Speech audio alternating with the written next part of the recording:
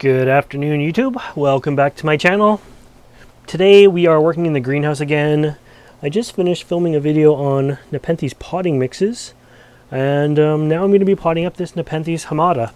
It is overdue for a repot, and yeah, we're going to do some maintenance on this guy together. So if you missed the video on where I mix the medias and tell you all the different components, make sure you check that video out. It was the last video I just did, so it will be up before this video. But without further ado, let's get started repotting this guy. It is, like I said, a Nepenthes hamata, and it's got one nice picture right now, but it's doing more vining and fast growing than anything.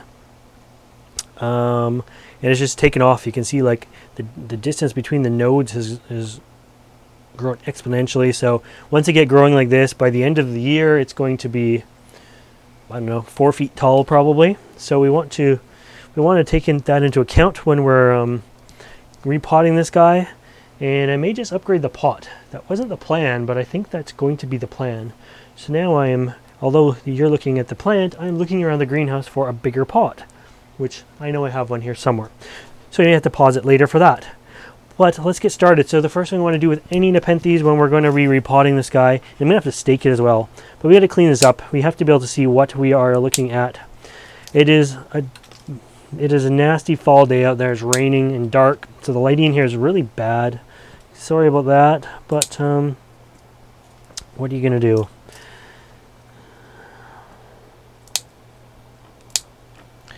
There we go.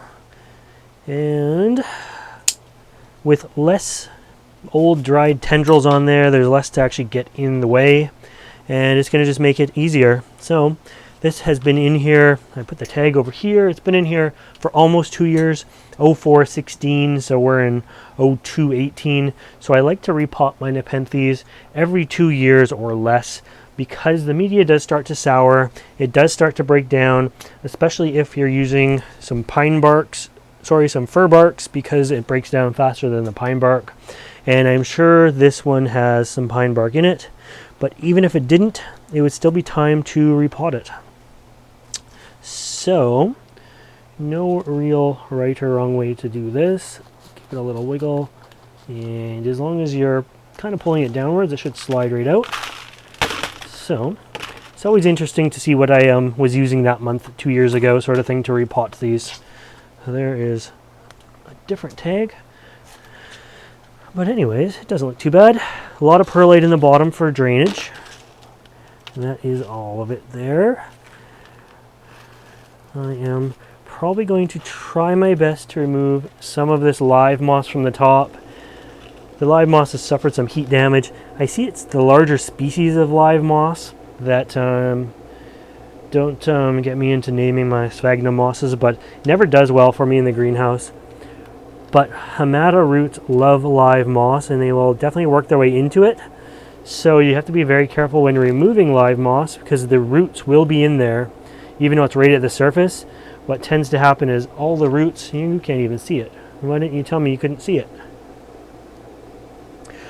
All the roots work their way into the live moss, and they don't go down as deep. They stay quite shallow, which is, I don't know, it is what it is, but yeah.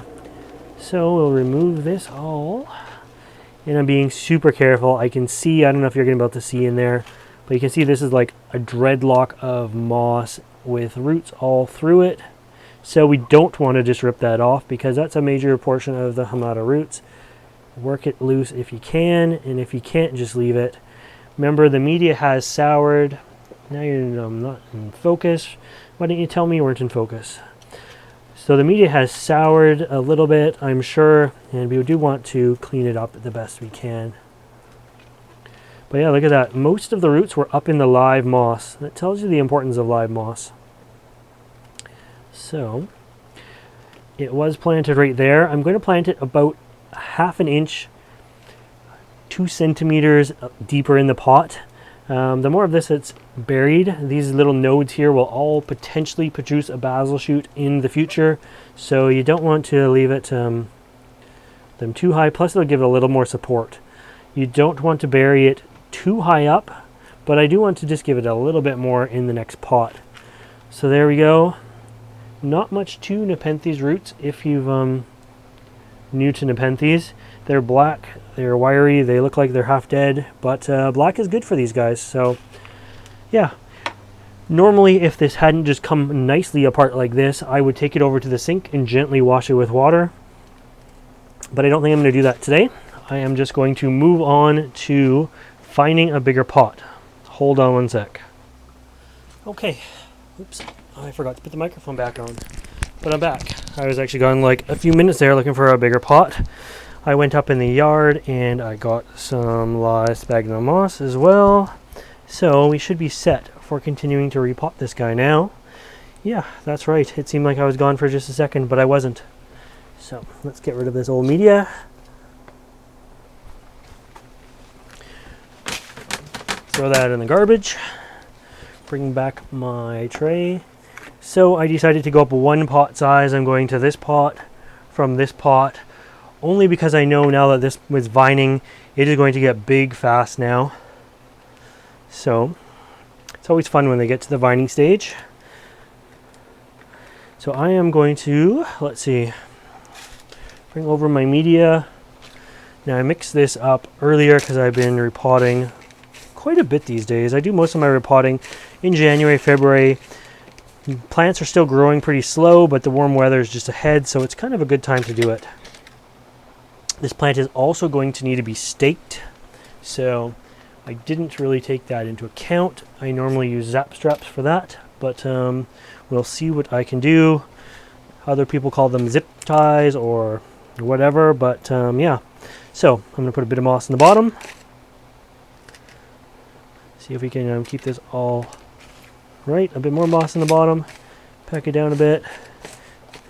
It's going to pack a bit anyway, so you might as well get that over with. Now, in this case, I am going to basically lay this guy in here. I might, you can see how the root ball kind of comes out on a few sides. I might just take a handful and lay around the roots like this. So the roots are going down on all sides of my hands, and then I'm going to put that in there with the handful of moss. Can you see in the pot? Not really, kind of. The roots are kind of spread out now, going in all directions. We don't just want to clump them all together. You know, if the roots spread out like so. Are you zoomed in? Yeah, you zoomed in a bit. So if the roots are going like this, we don't want to like push them all together and have them all like in the center. We want to do our best to spread them out. We want to, remember, plant this a little bit deeper than we did, so I put that down a little bit. And I'm just going to slowly backfill here. This can be tedious. I repotted one of my bigger hamatas last night, and it has several basil shoots coming out the bottom, and it's a big enough plant that it couldn't be moved down here. So I was repotting it in its spot with like just removing everything like all around it, and working on the bench that it's sitting on, or on the shelf it's sitting on. There we go. I do want to try to keep that vine in the middle if I can. Funny angle, I know, but working there. And that is going to be good. Now I have to take it to the sink and just kind of let it pack down a little bit. We'll wash it down. So, okay, I moved you again. So I'm going to take this to my sink and just kind of tap that down a little bit. You don't want to push too hard, but we do want the media to settle. It might as well settle now while we can see exactly how much media is there. I'm just sort of tapping it down around the edges. I'm not even pushing hard on the center, but now it kind of gets sturdied into place by running some water through it. If you haven't cleaned the media already, now's a good chance to flush the pot nicely, get everything settled into its place, and that's all we need to do there. Now I'm going to swing you back around. Alright, so I washed that in the sink, packed the media down a little bit. Now it is time to stake it, because it is getting long and floppy, and is only going to get longer and floppier. So I went out in the yard and got a nice thin piece of bamboo, something that was appropriate for this. You don't need anything that's like 2 inches thick at this point. And I'm going to gently, ever so gently, put this down into the media until I hit the bottom. And I'm going to put it where I think roots aren't, but in a good spot where I still think that it's going to be nice and sturdy. So there we go. Bamboo is a little bit big. It still has some leaves on it. That's how fresh it was. I just went out and cut it 10 minutes ago. While the camera's paused, I found some zap straps. Yeah, I call them zap straps, not zip ties. And I'm going to get this guy going. Now, you don't have to stake your Nepenthes. I'm just gonna, but I like to. If you let them flop, they're more likely, like if they're hanging up, if you let them flop, they're more likely to probably produce a basil shoot early. But I'm not going for that. I just want it to be like nice and high, nice and tall. So I'm gonna give this guy a stake too, but you're gonna have to be gentle. Be gentle with them. It's a very, very tender shoot. It's been growing very fast, so I'm gonna leave it just like that for now and let it go from there. I think I'm also going to be nice and short-sighted because I'm not thinking long-term here, but I'm gonna cut this bamboo off right here just so it's nice and correct size for now. I can easily change it out later. All right, the last thing to do here, remember how I talked about how the roots just love the live sphagnum moss? Well, I went out in the yard and got some of my moss. The moss is a little bit dirty. It lives under pine trees, so I gotta like clean little bits off the bottom. But a little bit of dirty moss never hurts anyways. I've never found the pine needles do anything. You know, in the wild, these guys live in forests, and there's dirt in the forest and stuff, so I never worry about the pine needles too much. I'm sure there's all kinds of leaf litter that accumulates around them growing too. So I'm going to shove that in there. And I'm making the live moss layer about an inch thick on the top of the plant. It is partially for aesthetics and partially for, I'm just busy here cleaning out the pine needles. So bottom of the live moss always looks ugly, right? It's only live on the top. So the top looks lush and green, but the bottom not so much. I do it partly for aesthetics because I like the looks of it, but I do it partly because, especially I find in some plants, some Nepenthes, like hamata, the live moss that makes the roots just go nuts. So they go all through the live moss, and they tend to like stay out of the dead media and just like live straight in the live moss almost. So anyways, there's some more. I go pretty liberal on the moss. There's quite a few handfuls of it involved in the top dressing. There we go. So you can see me pull apart the chunk I need. I don't like to pull it apart ahead of time. I like to keep all of the heads oriented up.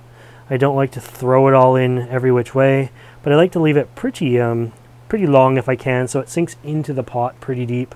So I'm going to put the last piece in the corner there, and I tuck it down, give it a little bit of a smush, and then I throw all of this stuff that I've been working with that's down below back out in my colonies, and it regrows. So win-win there. Keep that a bit organized. The pine needles and crap I throw in the garbage. But there we go. There is a freshly repotted Nepenthes hamata into a bigger pot. This plant will now be good for a couple years in here, several years. Honestly, in 2 years' time when I come to repot this again, this pot may still be nice. It might be big enough for it. Hamatas don't have huge roots. But anyways, there we go. From start to finish, Nepenthes repot in 15 minutes. So I hope you like this video. If you want to see more videos like this, make sure you subscribe to my channel. I'm going to give this one more water in the sink, and that will settle in the live moss. And then it's going to get its tag back in with the date written on it, and then I know it's good for another 2 years. So again, thanks for watching, guys, and we will see you next time. Bye for now.